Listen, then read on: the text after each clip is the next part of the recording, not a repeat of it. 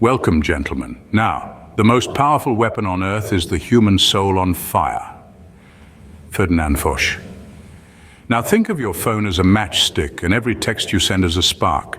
It can either ignite a connection or burn it to ashes. In the age of endless swiping and scrolling, winning a woman over through text messages isn't just about saying the right thing. It's about crafting words that set her soul ablaze, words that make her pause, smile, and think about you long after the screen goes dark. But here's the catch: one wrong move, and that spark fizzles out into nothingness. So how do you use this digital weapon to light a fire that keeps burning? Let's dive into the art of texting that turns casual conversations into something unforgettable. Number 1, craft intriguing messages, not boring texts. Starting a conversation with a woman through text is like walking into a crowded room. You've got one shot to stand out. Sending something basic like "hey" is like showing up in a beige outfit. It's dull, predictable, and forgettable. She's probably seen it 100 times that day alone, and the chances are she won't even bother to reply. Instead, start with something that makes her pause. Maybe it's a clever observation about something she mentioned last time you talked, or a playful tease that gently challenges her. The key is to break the mold of ordinary small talk. If she mentions she loves a certain book, don't just say, "I heard that's good." Dive deeper. Ask, "What's one thing that book taught you that you didn't expect?" Now you've got her thinking, not just responding out of politeness. Being intriguing doesn't mean being overly complicated. It's about being thoughtful. A message that shows you're paying attention to who she is, not just trying to get her attention, can be the difference between a conversation that fizzles out and one that catches fire. Humor helps too, but don't try too hard to be funny. If you force it, it'll fall flat. Instead, be yourself and let the humor come naturally. If you can make her laugh or even crack a smile while making her think, you're already ahead of the game. In short, stop sending messages that could be from anyone and start sending texts that only you could write. The more you show her that you're genuinely interested in who she is, not just in getting a response, the more likely she is to keep the conversation going. And who knows, you might just be the spark that brightens her day. Number 2, timing matters, but not like you think. When it comes to texting, everyone's heard the advice to wait before replying like it's some kind of magical tactic. But here's the truth: waiting 3 hours to reply just because some dating guru said so doesn't make you more attractive. It makes you look like you're playing games. And if there's one thing people are tired of, it's games. What really matters isn't how long you wait, but how well you can read the room. If she's texting you back quickly, it's a clear sign she's into the conversation. Now is not the time to pull back and pretend you're too busy to respond. Keep the momentum going. Match her energy and reply in a way that keeps things flowing. She'll appreciate that you're just as engaged as she is. On the other hand, if her replies are coming in slowly, maybe hours later or the next day, don't panic and start overthinking your strategy. It's not always about you. People have lives. Match her pace. If she's taking her time, take yours too. This isn't about being aloof, but about respecting her rhythm and avoiding the desperate vibe of someone who's glued to their phone waiting for a text. It's all about finding that sweet spot where the conversation feels natural and effortless. Timing isn't about manipulation, it's about paying attention and responding in a way that feels right in the moment. So forget the countdown clocks and focus on the actual interaction. If you're in tune with her timing, you're also in tune with her interest level, and that's where the real magic happens. Trust me, when you get this right, she won't be thinking about how long you took to reply. She'll be thinking about when she'll hear from you next. Number 3, leave the ego at the door. There's a fine line between confidence and coming across as a walking ego trip. When you're texting a woman, leave the bragging at the door. Sure, it might feel good to talk about your latest promotion, that time you ran a marathon, or the fact that you're practically a wine connoisseur. But overloading her with your achievements is like force-feeding someone cake. A little is sweet, too much makes them sick. The real move? Make her the center of the conversation. Ask her about something she's passionate about and listen, really listen, to what she has to say. When she talks about her interests or opinions, show genuine curiosity. Not only does this make the conversation more engaging for her, but it also subtly shows off your confidence. Why? Because you're not desperate to prove yourself. You're secure enough to let her shine. Now, I'm not saying you should hide your accomplishments. Let them slip in naturally, like they're no big deal. Mention that you're working on an exciting project only if it's relevant to the conversation, or casually reference something cool you did when it fits, but don't linger on it. The key is to weave in your strengths without making them the main course. She'll notice, and she'll appreciate that you're not trying to beat her over the head with how great you are.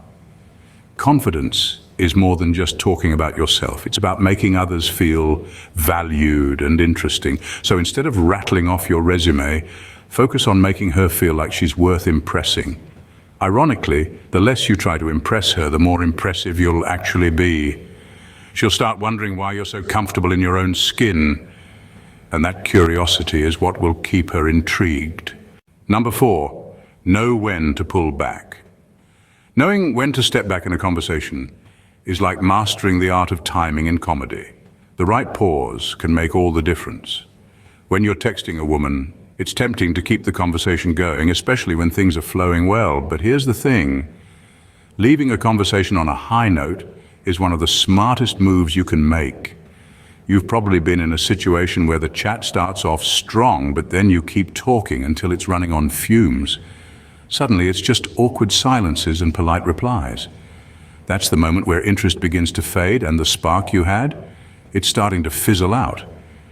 Instead, know when to exit the stage. If you're in the middle of a fun exchange and you sense that you've hit a peak, whether it's a shared laugh, a witty back and forth, or a moment of connection, wrap it up with something light and leave her with a smile on her face. Ending things at a high point leaves her wanting more, looking forward to the next time you text. Instead of feeling relieved, the conversation is finally over. This isn't about being mysterious or playing hard to get.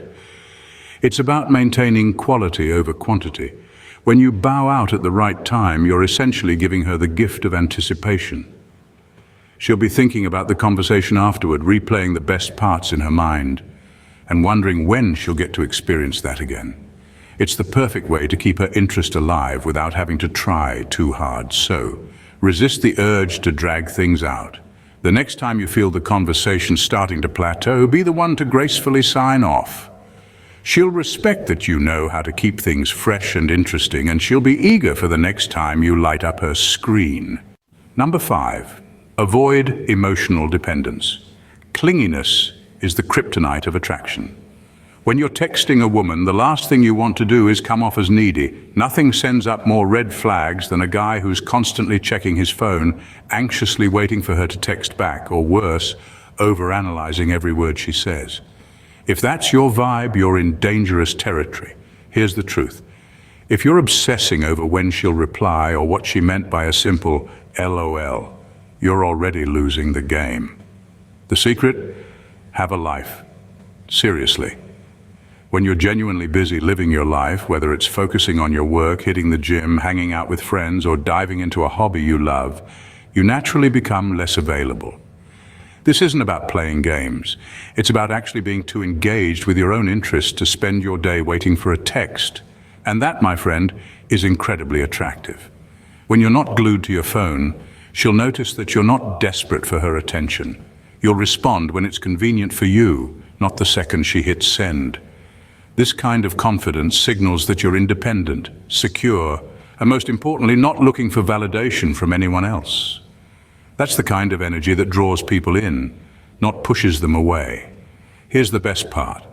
When you're genuinely focused on your own life, your texts will reflect that. You won't be sending pointless messages just to keep the conversation going, because you don't need to. Your texts will have substance, reflecting the fact that you've got more going on than just sitting around waiting for her to reply. It's a subtle but powerful shift. When you're not chasing her attention, she'll be the one chasing yours. So stop stressing over every little text. Put the phone down, live your life, and let her wonder what's keeping you so occupied. That's how you flip the script and keep the attraction strong. When you're emotionally independent, you're not just more attractive, you're irresistible. Number 6, master the art of subtle flirting. Emojis can be your best friend or your worst enemy when it comes to texting a woman. Use them the right way, and they add personality, humor, and a bit of playfulness to your messages. Use them the wrong way, and suddenly you're that guy who ends every sentence with a winky face or floods her screen with hearts and smiley faces like it's a kindergarten art project. The key to mastering emojis is knowing when to sprinkle them in and when to hold back. Think of them as the spice in your texting recipe. A little can enhance the flavor, but too much will ruin the dish. A well-placed laughing emoji can show that you're not taking things too seriously, while a thumbs up can be a casual way to acknowledge something without overcommitting to words. But start overloading her with every emoji in your arsenal, and you're quickly veering into cringe-worthy territory. You also want to avoid the trap of using emojis as a crutch. If you're relying on them to convey your tone or emotions because you're unsure of your words, take a step back. Your text should be able to stand on their own, with emojis acting as the garnish, not the main course. That's the difference between using them to add flavor and using them to cover up a bland message. On the flip side, don't be afraid to use them to inject a little fun into the conversation. A cheeky emoji at the end of a playful tease can take your message from potentially dry to light-hearted and flirtatious. It's all about balance. Show her that you know how to use emojis to enhance the conversation, not overpower it. When done right, they can subtly communicate that you're confident, not taking things too seriously, and most importantly, that you're a guy who knows how to have a little fun. And in the world of texting, that's a winning combination. Gentlemen, if you enjoyed the video and want more of this kind of content, go ahead and hit that subscribe button. Seriously, it's right there, just waiting for a tap. Join the crew, and you'll never miss out on the latest tips and tricks. Plus, subscribing is scientifically proven to make your day at least 10% better. Okay, maybe not scientifically, but it's still a solid move. Thanks for watching, and stay soulfully synergized.